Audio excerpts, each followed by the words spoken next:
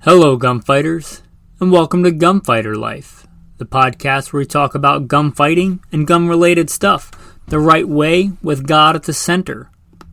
So I think I'm going to forego the lengthy bio, try to abbreviate it. First and foremost, I am a Christian. That is number one in my life, serving God, following Jesus. Combat veteran, served in the United States Marine Corps and the Army. Also, law enforcement veteran, private contractor, state rifle and pistol champion. Pretty succinct. You want to support?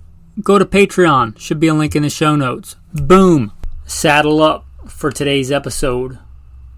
The legendary Remington 700. Strong, accurate, simple, crude, American bolt-action rifle. Now, to understand this gun, I am going to start somewhere that may seem completely unrelated, but if you stay in the saddle, hopefully we'll make it back to the barn. The P08 Luger. What does the P08 Luger have to do with this? Well, hang on.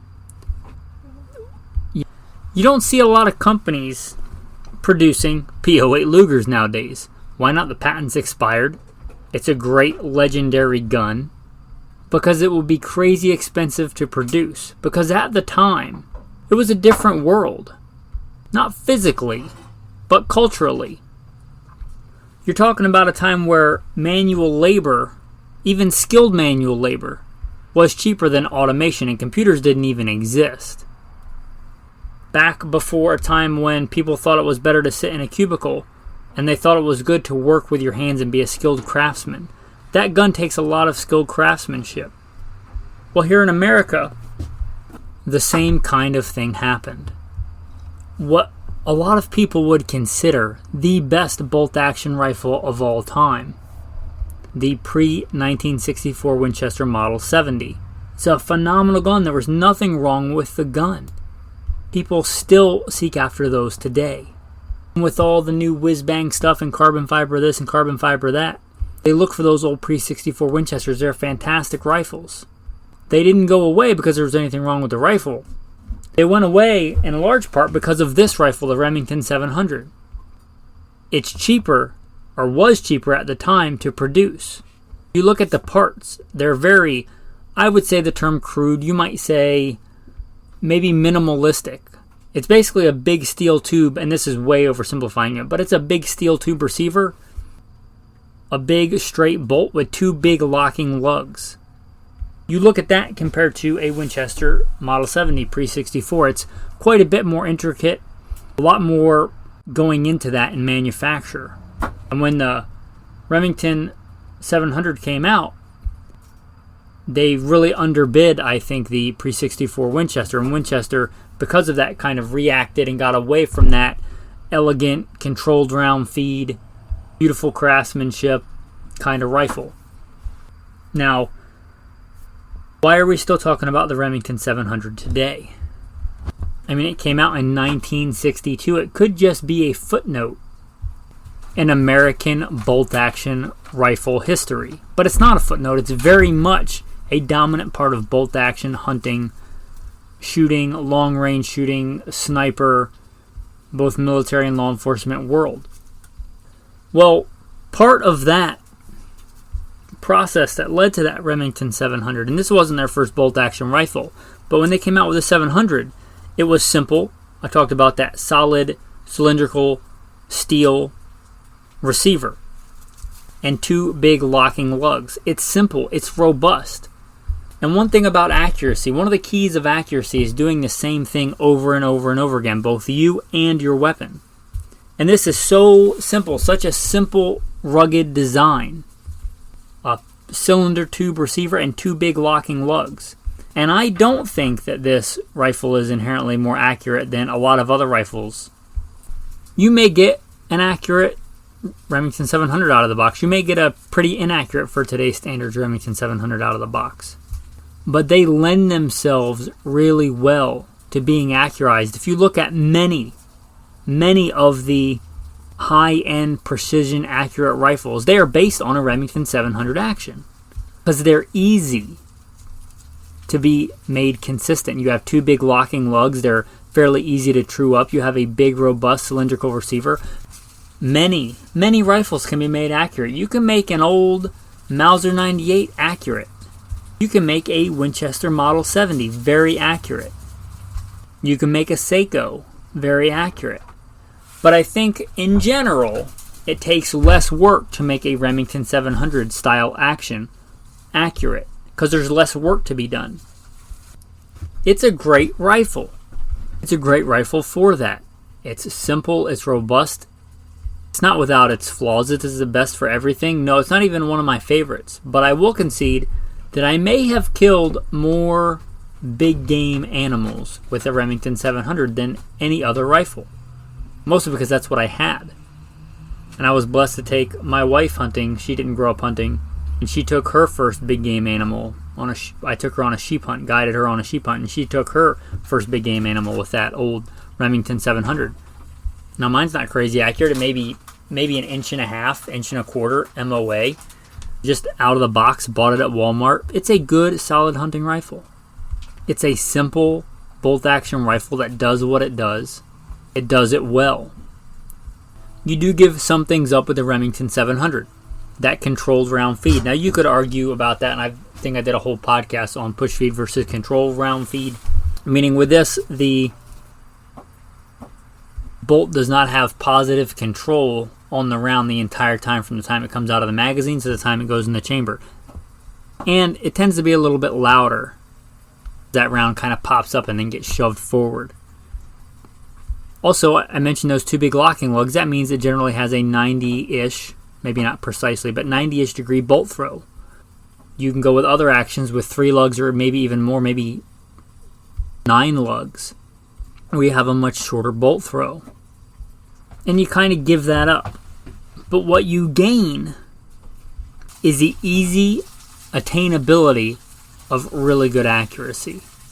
Again, there's a reason why a lot of really high-end custom rifles, maybe not all, but I would imagine a big chunk of the market is either just straight up Remington 700 actions that have been accurized, lightened, accurized, trued, and or some quasi Remington 700 action. It's basically a 700 action where they've put a beefier extractor on it or done this or done that to it to make it their own proprietary design. Maybe they put pick rail integrated right on the top of the receiver, whatever their thing is to make them stand out, but based very much on a Remington 700 action.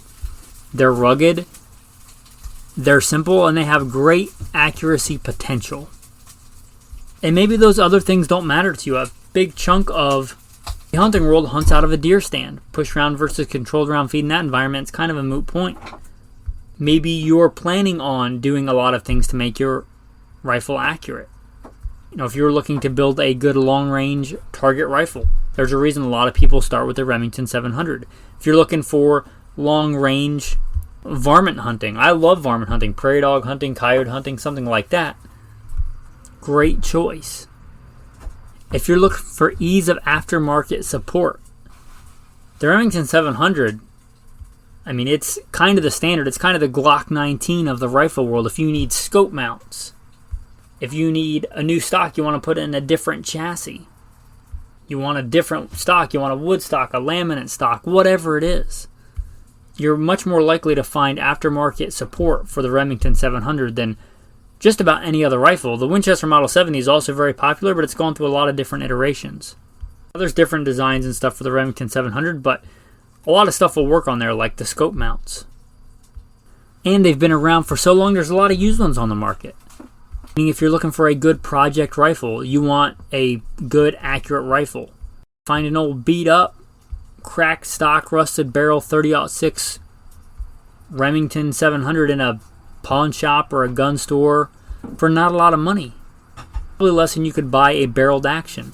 So buy it and use it for the action. That's a pretty common thing in the custom building gun world. They've been around so long. And if it does have issues, likely you can correct them with aftermarket things. You could get a chassis, you could get whatever scope rings you want, get a whole different trigger for it, whatever the case might be. It's a great platform, especially if you're looking for like a jumping off point to an accurate rifle. Again, I don't think they're more accurate than a lot of rifles out of the box. I don't think they're inherently more accurate than a lot of other rifles, but they have great accuracy potential, and they're simple, and they're common. If that appeals to you, if that's what you're looking for, you might look at a Remington 700. Notable versions of this rifle, talked about sniper rolls, the M24 and the M40. It's been chambered in who knows how many cartridges, but certainly the 223 and on up to including, according to Wikipedia, which I'm getting some of these facts from, the 458 Winchester Magnum. It's a good, solid American bolt-action rifle. Now, you may imagine in my years as a gunfighter in the gun industry, I've been around scope rings. I'm acquainted with scope rings. I may not know the latest and greatest brand new whiz-bang scope ring that came out at SHOT Show, but I can recommend a couple of really good scope rings. Warren. The Warren scope rings are awesome. They're a little bit, depending on the design, but a lot of them have a little bit more unconventional mounting, but they're a good scope ring. Also, I've switched to recently on most of my rifles, and if my rifle doesn't come with scope rings, I'll likely look here first. The DNZ mounts, DNZ. They're phenomenal, they're simple, they're robust, they're rugged. Tactical tip, get your scope mounted the right way, and if you're not real sure on how to do it, pay somebody else to do it. I mean, proper torque specs. Depending on the system, you may want to true up those scope rings, lap those scope rings. Also, if you are going to mount yourself, don't skimp on the blue Loctite. You're spending the money on a rifle and on an optic and on scope rings and ammo, whatever else. Don't skip on the $6 bottle of Loctite. That blue Loctite, I've seen people in classes, like really expensive, legit classes, and their stuff just comes loose because they didn't put on the blue Loctite. Notice I said blue, and that's what I mean, not red. Blue Loctite. Don't skimp on that for the screws. Also, a tactical tip in addition to these tactical tips, take a silver Sharpie, my advice, and mark the scope rings where they go on, how they line up, where they are on the scope. That way if the scope shifts in the scope rings, you'll see it. And each individual screw on the screw itself and on the mount where it lines up. If something moves, you want to be able to know, and you want to be able to put it as close back in that same position as you can. You still confirm your zero, but it might save you a lot of trouble marking all those things. Tactical tip of the day. Tactical verse of the day. Let your waist be girded and your lamps burning, and you yourselves be like men who wait for their master, when he will return from the wedding, that when he comes and knocks, they may open to him immediately. Blessed are those servants whom the master, when he comes, will find watching. Assuredly I say to you, that he will gird himself and have them sit down to eat, and will come and serve them.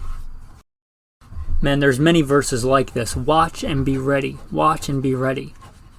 Live your lives as a servant and as a man waiting on God. With that, men, thanks for listening, and have a blessed day.